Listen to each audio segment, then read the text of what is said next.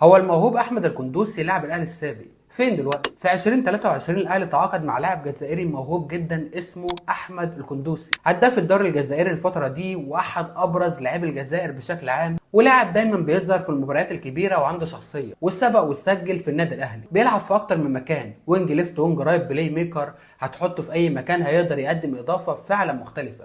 انضم الاهلي ولعب نص الموسم الثاني، ولكن مارسيل كولر ما كانش عارف يوظف اللاعب فين، وكان عنده بعض التحفظات ان اللاعب يلعب في خط الوسط، وده نفس الموضوع اللي كان مع قفشه برضه، ان الاثنين مش بيدافعوا. وهنا لعب وينج رايت وينج ليفت، وكان بيستخدمه في اكتر من مكان، ولكن المركزين فيهم لعيبه زي تاو والناحيه الثانيه زي حسين، فالموضوع صعب جدا. ورغم ذلك قدم مستوى جيد جدا مع النادي الاهلي في البدايه، سواء مباراه بيراميدز اللي كانت في كاس السوبر، او حتى الهدف اللي سجله في دوري ابطال افريقيا، او حتى الهدف القاتل اللي سجله في المصري، وكان فعلا مؤثر رغم انه مش بيشارك بشكل كبير. وبعد 21 مباراه مع الاهلي سجل فيهم هدفين، صنع 3، رحل وانتقل لسيراميكا على سبيل الاعاره. وهنا القندوسي حرفيا انفجر مع سيراميكا، وكان افضل لاعب في الدوري بدون منافس، قادر يقدم مستوى كبير جدا، قادر يقدم تأثير واضح في الملعب، وقادر يهدف امام اكبر فرق الدوري. في الموسم الاول لعب 33 مباراة، سجل 11 هدف وصنع 9، يعني 20 مساهمة للاعب خط وسط في 33 مباراة،